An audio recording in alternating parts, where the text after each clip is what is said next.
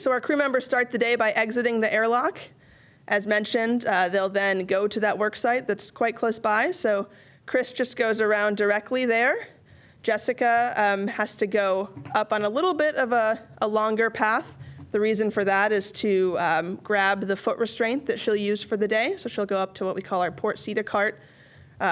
She will get that foot restraint, and then she will meet Chris basically on the other side of that work site.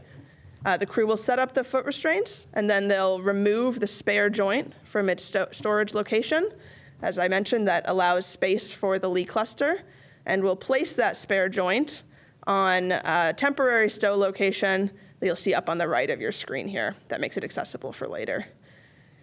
Once that's done, the crew will get in position in those foot restraints that they've set up, and we will actually bring the robotic arm in to their workspace. So this is one of the things Jack and Sophie will be helping with from inside.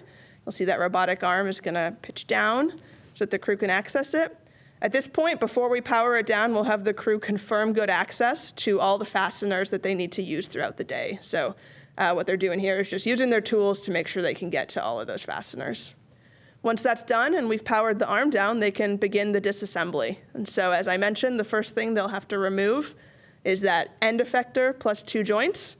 There'll be an electrical fastener they'll undo, and then they'll undo 6 structural fasteners. That will allow them to remove that cluster from the arm. And once that's done, they will be moving it to its temporary stow location where we just took the spare joint off of. That whole cluster then stays there for the rest of the spacewalk, and so we make sure that it's fully in place and secured with the required number of fasteners to be in a good configuration to hang out there for a few hours while we work on the failed joint. So once that's in that configuration, the crew will head back to the arm. They'll remove the failed joint 5, and one of the crew members will temporarily put that attached to themselves, kind of out of the way. They'll then grab the new joint that we had temporarily stowed and reinstall that. So this puts our new spare joint in place of the previous joint 5. We'll get the failed joint out of the way, and then the crew will go back to working on that lee cluster, where they will be removing it from its temporary stow location and then getting it back on the robotic arm. As you can see, I mentioned the crew members do get in and out of those foot restraints.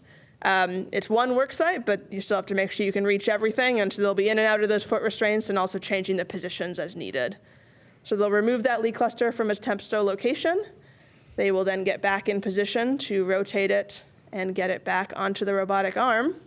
And their last major task for the day before they clean up is shown right here, where they reinstall that cluster onto the robotic arm. They will re-engage all of the structural fasteners as well as the electrical connectors. And in that configuration, we'll be ready for Jack and Sophie to work with the ground. We'll power up the arm and make sure that we have an electrical connection to the entire arm. While we're doing that, Chris and Jessica will head back to the airlock. We won't be moving the arm before they come inside, but we will verify that we have good electrical connectors.